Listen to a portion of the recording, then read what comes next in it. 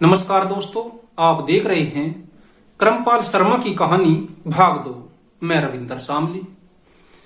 क्रमपाल शर्मा जी को केवल संगीत तक सीमित नहीं रखा जा सकता।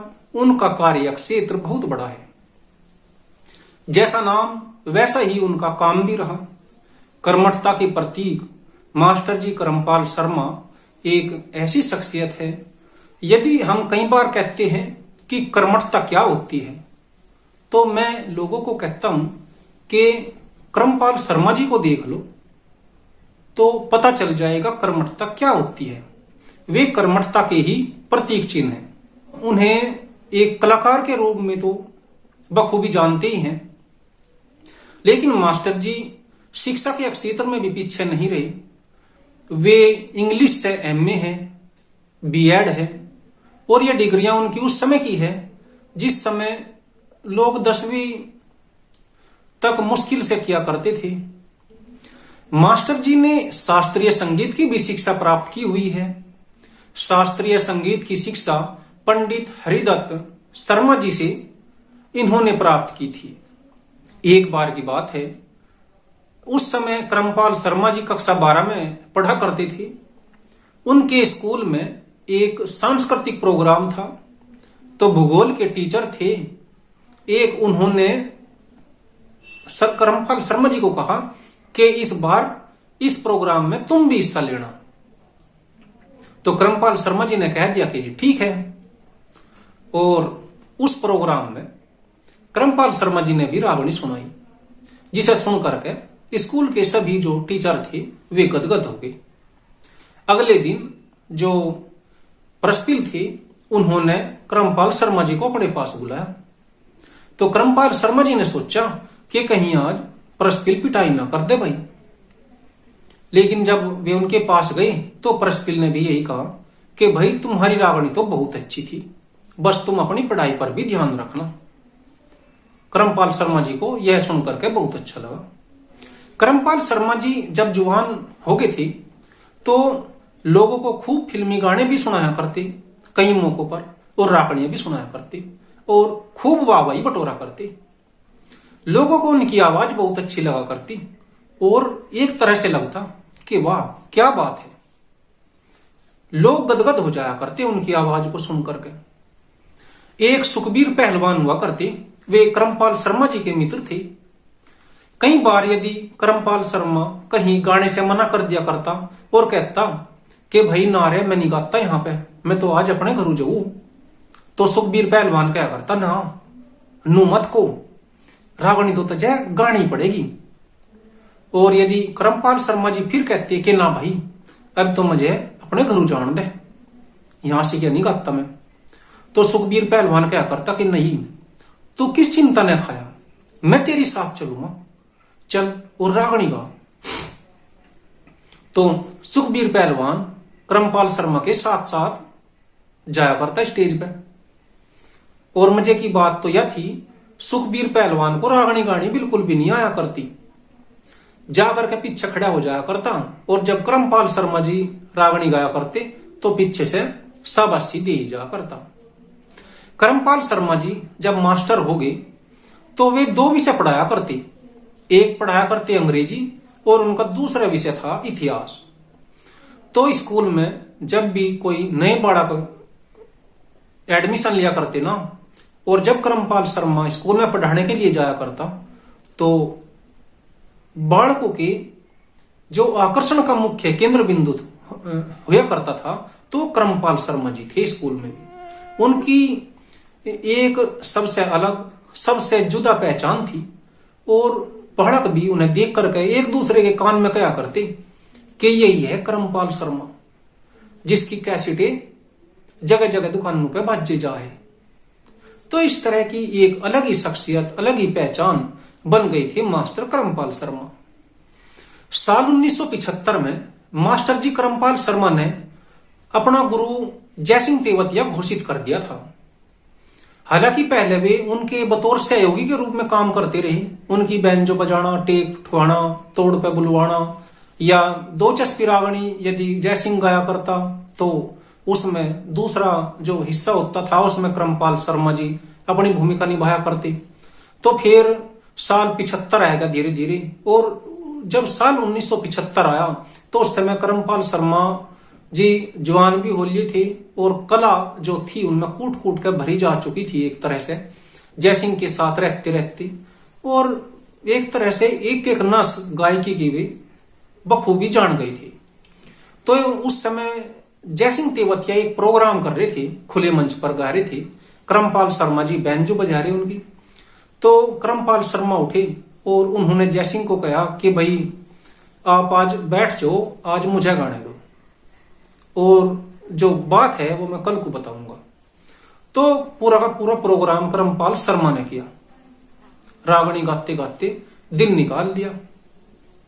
तो अगले दिन वे जयसिंह से मिले, तेवतिया जी से, और उन्होंने कहा कि जी आपको हो सकता है बुरा लगा हो, और मैंने आपको नीचे से लिए बैठाया था कि जी मैंने जा आपको अपना गुरु मान लिया। अब तक हम बराबरी के में थे, मैं आपका बतौर सहयोगी रहा करता था, अब आप मेरे गुरु हैं और मैं आपका चेला। अब उम्र भी आपकी हो चली है, तो आप अब बैठ जाया करना और मैं गाया करूंगा। तो जयसिंह तेवतिया ने उनकी ये जो प्रस्ताव था वो स्वीकार कर लिया, और करमपाल शर्मा के गुरु बन गए जयसिंह तेवतिया। इसके बाद मैंने जो इससे पहला वीडियो है मैं डाला था, उसमें बता चुका हूं कि साल फिर 1977 में मास्टर जी ने रेडियो पे जो सबसे पहली रिकॉर्डिंग की थी साल 1977 में। साल 1981 में master Karampal Sharma ji सोनोटोन cassette company के लोगों के संपर्क में आए, उनसे मिली, बातचीत हुई, और उन्होंने प्रस्ताव रखा कि भाई मैं आपके यहां गाना चाहता हूं। तो उन्होंने उनका टेस्ट लिया जिसमें भी पास हुई। उन्होंने करमपाल शर्मा जी को समय दे दिया कि भाई अब आप फला दिन आना और हम आपकी रिकॉर्डिंग करेंगे। तो करमपाल शर्मा जी के साथ में 7 आदमी हो रहा करते, सारे के सारे मिलकर ये 8 आदमी थे जो प्रोग्राम किया करते। तो ये करमपाल शर्मा जी अपने उन 7 आदमियों को लेकर के कैसेट कंपनी वालों के यहां पहुंच गए। कैसेट कंपनी वालों ने कहा कि जी बताओ आपको क्या देना है। तो करमपाल शर्मा जी ने कहा कि जी जो आपकी इच्छा हो दे देना। कैसेट कंपनी वाले बोले कि नहीं, आपकी भी तो कोई इच्छा होगी, आप भी कुछ बताओ। तो करमपाल शर्मा जी उन दिनों जो प्रोग्राम किया करते थे तो वे 300 रुपए लिया करते उन दिनों, साल 1981 की बातें हैं।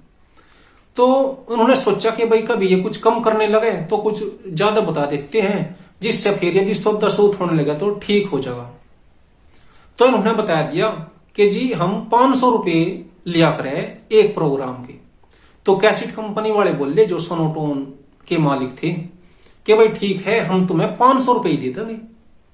तो सब बहुत खुश हो गए कि भाई लो कैसेट भी रिकॉर्ड हुआ करेगी, और जो हम प्रोग्राम के 300 ले हमें 500 रुपये मिला करेंगे। तो इसके बाद में master Karampal Sharma ji सोनोटोन cassette company में बहुत सारे किस्से गाने लगे।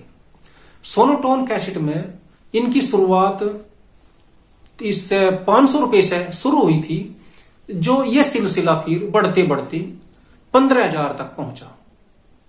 सोनोटोन में जब करमपाल शर्मा जी गाया करते, उनकी एक बात मुझे बहुत ही अच्छी लगा करती। हमने जब बचपन में सुनी उनकी कैसेटें, तो जब वे कैसेट में किस्से की शुरुआत किया करते ना, तो रागनी गाने से पहले ही वे दर्शकों को अपने आवाज के जादू से बांध लिया करते। उनका जो शुरुआत करने का अंदाज हुआ करता कुछ कुछ इस तरह हुआ करता था कि प्रेमी सज्जनों की सेवा में गऊ हरण के किस्से की कुछ रागनियां पेश करता हूं। बात उस समय की है। इस तरह से वे बड़ी तेजी से बोलते और कोई गैप नहीं छोड़ती थी, और इससे दर्शक जो वो था श्रोता हुआ करता, वो बिल्कुल उसको कोई मौका नहीं होता था वो कहीं अपने ध्यान को ले जा। उसका ध्यान चले जाता था सिर्फ करमपाल शर्मा जी की बातों पे। जहां भी रागनियों के बीच में वे रेफरेंस दिया करते वो इतना सटीक होया करता, बिल्कुल भी 10 सेकंड भी वे फालतू नहीं खाया करते, बड़ी तेजी से बोलते चले जाया करते, और उनके बोलने की जो शैली थी वो बहुत ही लाजवाब हुआ करती। और जब कैसेट में किस्सा खत्म हुआ करता तो भी उनकी वो शैली बरकरार रहा करती और वे कुछ इस तरह से खत्म किया करते। वे कहा करते कि प्रेमी सज्जनों, यह किस्सा भी यहीं समाप्त होता है। आप मेरे द्वारा गाए गए भजन नामी गीत सोनोटोन की कैसेट में ही सुन सकते हैं। और एक चीज और थी कि क्रमपाल शर्मा जी की जो आवाज का जादू था, उनकी आवाज के जादू की वजह से सोनोटोन कंपनी ग्रामीण देहात के घर घर में पहुंच गई। ये मेरा अपना मत है, मुझे ऐसा लगता है। मैंने भी जितनी बार सोनोटोन की कैसेट खरीदी है, वे सिर्फ उस जमाने में इसलिए खरीदी थी क्योंकि उनमें क्रमपाल शर्मा की आवाज थी। लोग उनकी आवाज के दीवाने हो गए। हर जगह उनकी जो कैसेटों की मांग हुआ करती वो बहुत ज्यादा थी, लेकिन दूसरी कैसेट जो कंपनी वाले थे उनकी कैसेटों की कीमत कम हुआ करती और जो सोनोटोन की कैसेट की कीमत थी वे ज्यादा हुआ करती।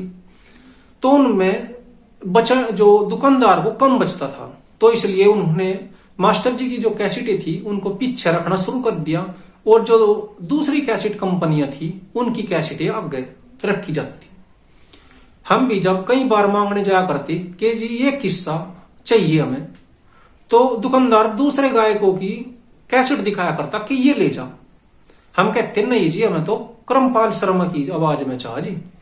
तो वो क्या करता कि ठीक है चल मैं देखो ढूंढ के आएगी। तो वो जब ढूंढ करके दिया करता। कई बार ये क्या करता कि भाई पी से दे जा और मैं मंगा के दे दूंगा। तो एक चीज ये थी क्योंकि उस समय पे मास्टर जी की जो आवाज थी वो सिर्फ सोनोटोन की कैसेट कंपनी में ही सुनने को मिला करती। एक चीज और है जी, सोनोटोन में आपके जो किस्से आ करते जो गीत थे सोनोटोन में आ करते सबसे पहले, दूसरी कंपनियों में नहीं आया करते थे। उसका क्या कारण था? देखिए सोनोटोन से ही हमारा अनुबंध है। अच्छा, वो ये कहते हमारे इसमें गाना कि हमारे यहीं गाओ आप और जो भी आपको सुविधा चाहिए वो दो, वो हम देंगे, दूसरे के यहाँ मत गाओ। तो हम उन्हीं के यहाँ गाते चले गए। और फिर बाद में फिर जब हमें ऐसा लगा कि उन्होंने अपनी जो कैसेट हैं उनके रेट ज्यादा सभी कंपनियों से ज्यादा कर दिए। तो फिर हमने दुकानों पे जाके देखा तो हमने कही कि भाई ये किस्सा दे दो हमें। तो उनके पास में होते हुए भी वे नहीं देते थे सोनोटोन का, क्योंकि उसमें 1 रुपया बचता था और बाकी कंपनियों में 5-5, 10-10 रुपए बचते थे। हाँ, तो हमारा जो है वो पीछे हटाने लगे। फिर हमने उनसे ये कहा कि भाई या तो रेट आप जो है डाउन करो, नहीं तो हम जो कुछ और रास्ता दे। फिर हम सोनोटेक में, चंदा में आदि कंपनियों में जुड़े। अब तो सब कुछ इतिहास बनता हुआ जा रहा था। तो मास्टर क्रमपाल शर्मा जी के साथ में जो बैंजू मास्टर रहा करता, जो उनकी बैंजू बजाया करता, विमल, कई कैसेट में सुना भी होगा आपने। जैसे वो है द्रौपदी चीरहरण का किस्सा है, उसमें भी जब मास्टर जी गाते हैं तो गाते गाते कई बार कहते हैं कि शाबाश भाई विमल। तो वो विमल जो था वो मास्टर जी का बैंजू मास्टर हुआ करता, उनकी बैंजू बजाया करता जहां भी प्रोग्राम हुआ करती। तो हुआ क्या, फिर जो वो बैंजू मास्टर था विमल, वो हो गया एक्सपायर, जिसका मास्टर जी को बहुत आघात लगा और दुख हुआ कि भाई हमारा एक ये इतना अच्छा साथी था, प्रिय था, और ये नहीं रहा, ये तो बहुत बुरी बात हुई। तो इसके बाद में उनका साज भी डिस्टर्ब हुआ। तो बाद में क्रमपाल शर्मा जी ने बस्ती राम तूफान का जो साज था उसके संपर्क में आ गए और उनको अपने साथ ले लिया। मास्टर क्रमपाल शर्मा जी एक ऐसे गायक रहे हैं जिन्होंने अपने जो साज में भी बहुत परिवर्तन किए। इन्होंने सबसे पहले ये घड़े पे ही गाया करते, घड़े बैंजू पे, और जो दिल्ली आकाशवाणी पे जब गाने गए तो वहां पे पक्के साज पे गाया था इन्होंने। जो वैसे गांवों में प्रोग्राम किया करते तो वहां पे घड़े बैंजू पे गाया करते। तो उसके साथ साथ में भी ये अपने साज में बहुत परिवर्तन किए। वो नफेरी होती वो लगा दिया, नगाड़ा लगा दिया, हारमोनियम लगा दी, बैंजो लगा दी। तो इसी तरह से बहुत सारी चीजें इनके जो पुराने जो किस्से सुनते हैं हम, या सुनते रहे हैं, उनमें एक चंद्रगुप्त का किस्सा है, उसमें भी बिल्कुल अलग साज था। और वो थी चाप सिंह सोमवती के में बिल्कुल जो इनका अकेला गाया हुआ था, तो उसमें बहुत ही तगड़ा साज बजता है, वो घड़ा सार और बैंजो। तो इसी तरह से ये बहुत सारे प्रयोग करते रहे अपने साज के अंदर। मुझे लगता है कि शायद ही किसी गायक ने इतने प्रयोग किए हो अपने साज के अंदर जितने मास्टर करमपाल शर्मा जी ने किए। मास्टर करमपाल शर्मा जी के गाने का एक और तरीका बड़ा शानदार लगा करता, वे ज्यादा चीजें अपने साजिंदों पे नहीं छोड़ा करते थे, स्वयं टेक भी बुलवाया करते और गाया भी करते। जैसा कि बहुत सारे गायक ऐसे थे जो जब टेक आई या तोड़ आया तो बिल्कुल साज वालों के ऊपर छोड़ दिया करते, वे बोला करते उसमें। तो मास्टर करमपाल शर्मा जी अपनी आवाज को उसमें देने में बिल्कुल हिचकिचाहट नहीं करते थे, और ये ज्यादा चीजें अपने साजिंदों के ऊपर नहीं छोड़ा करते, स्वयं सोचते थे अपने कंधों पे खींच के ले जाना अपनी कलाकारी को। और यही चीजें हैं कि आज भी मास्टर जी के लोग पूरे देश में चाहने वाले हैं। यहां से आगे की जो है बातें वे इससे अगले भाग में करेंगे, क्योंकि दोस्तों फिर वीडियो बहुत ज्यादा लंबा हो जाएगा।